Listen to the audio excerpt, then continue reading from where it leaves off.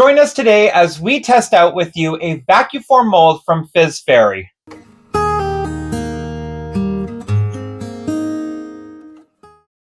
Hello everyone, my name is Brendan, co-owner of The Rustic Tub, our small little bath and body care company in the heart of tiny Ontario.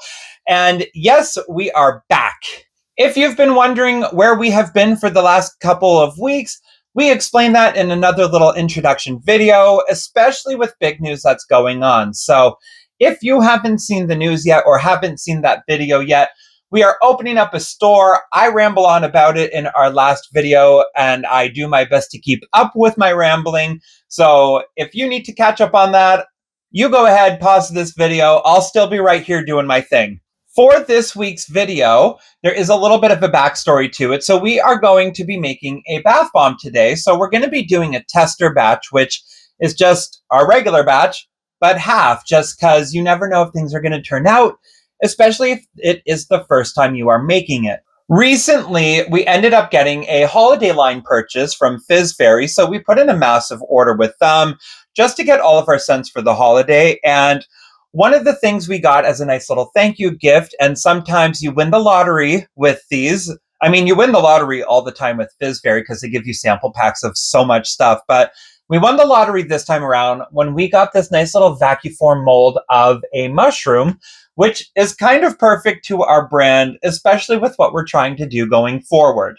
If you have entirely missed the video, we are opening up a store in Midland, and this is actually going to be a perfect little gift to hand out to the other store owners to let them know who we are, what we are bringing to the table, and it's also going to be a nice little invite to please come check out our goods at the store. So this is kind of us offering out an olive branch to all of the stores in Midland, just to come support another local business who's popping up in the area.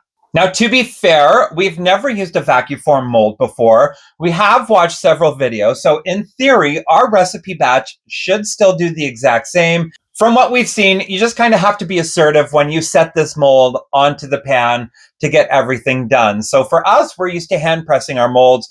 This one is you press into place in the Vacuform mold that you can see. And you really just want to make sure that it's packed in there. So this is just us going to be testing out this. As we said, we've never used a Vacuform mold before. So you're coming along with us as we do our half batch into a tester mold for the first time.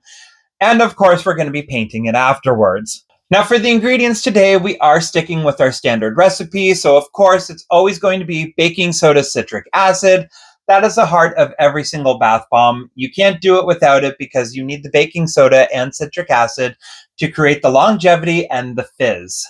On top of that, we're also using our cream of tartar. This is just going to add hardness to our bath bombs. We have our bentonite clay, which is really good for the skin. It actually comes from volcano ash. And then we have our bio-turd, which is our surfactant that's going to make the bath bomb fizz out and bubble more. And then we have avocado oil on the side just to add a little bit of firmness with our fragrance that we're throwing in today. Now, I will say the fragrance we are using today is Canadian maple syrup. It's from Fizz Fairy. This was just our little tester that we got as well to go with the mold. We figured in our small town, we have so many maple syrup festivals happening in the spring that this is just a really beautiful fit, especially with the mushroom mold as well. So this is going to be a super cute bath bomb. If it turns out, which I'm not throwing that into the universe that it's not, it will be great and it'll look beautiful when we paint it. So without further ado, we're going to wipe this off. I'm going to get everything on the mixer. It is our standard recipe if you need to know that. I won't bore you with the mixing of the ingredients just because we've seen that so many times before on this channel. I'm just going to go ahead and speed up the process and come back to you when we are ready to press it out on our pan. And then we will go through the painting process because that can be visually peaceful, right? Right. Okay, so I'm going to go ahead, get my gloves on, get everything together and mixed up, and I will see you with the camera angle pointed down when we do our press out for it. Before I do turn it down, I just want to show you the mix right here. We also threw in avocado oil and polysorbate 80, which is one of our liquid ingredients that we use. So everything is mixed up. I did do a couple more sprays of water just because I wanted this to be a wetter mold.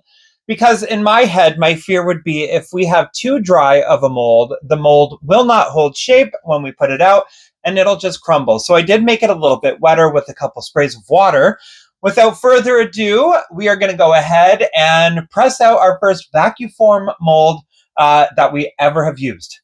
Now, the one thing I do notice about these molds first off is these actually have quite a bit of detail in it.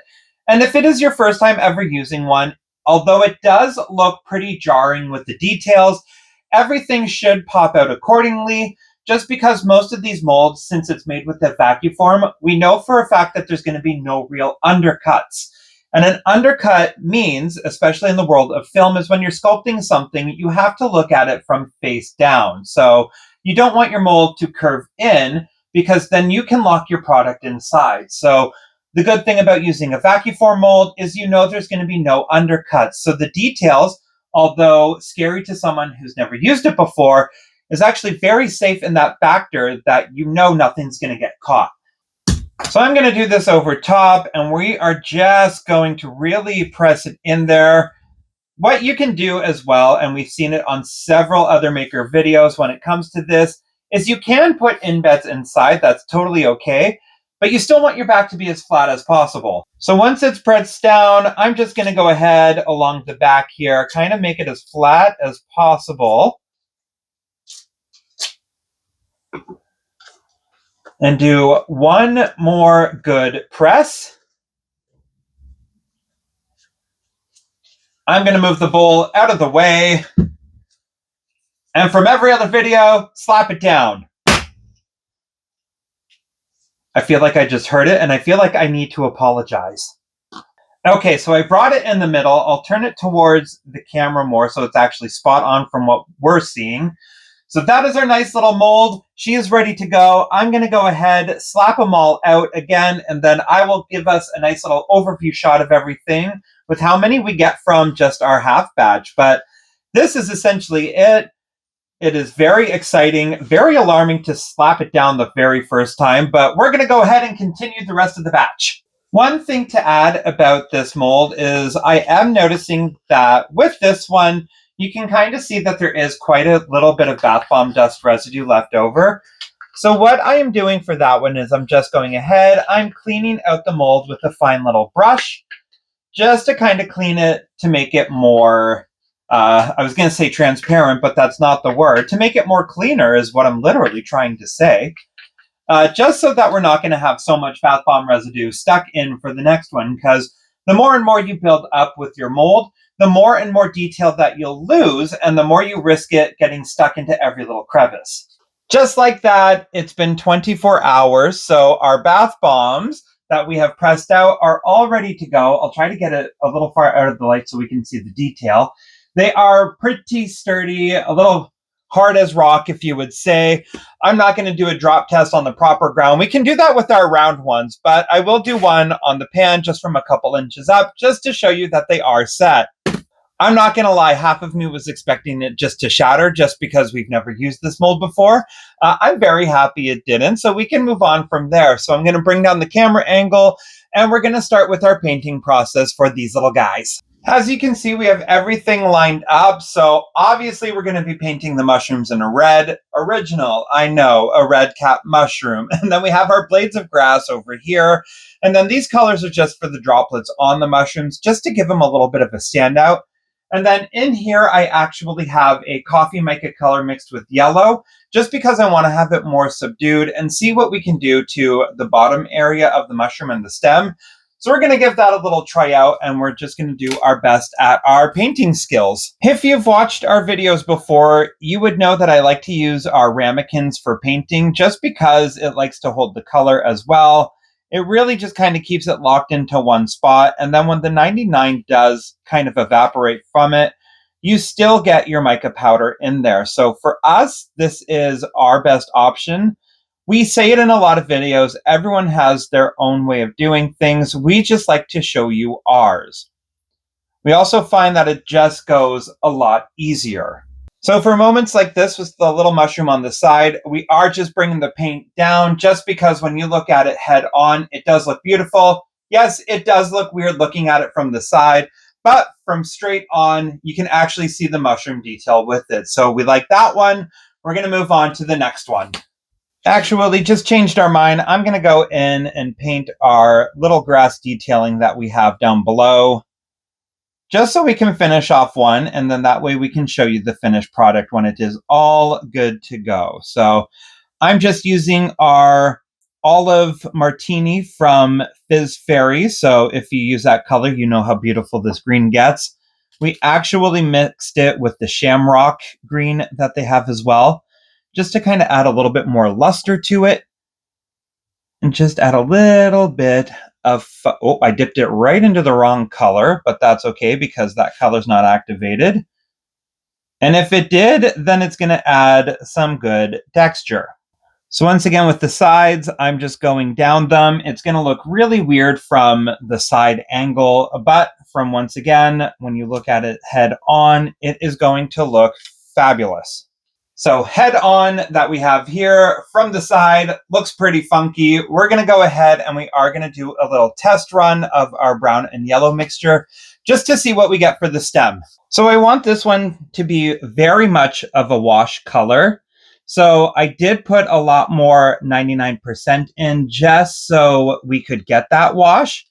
Because if we make it super opaque, then it's going to look like a really dark brown, especially mixed with yellow. It's not going to be the most beautiful looking color in full admittance, but it still gives us what we need for the mushroom detail.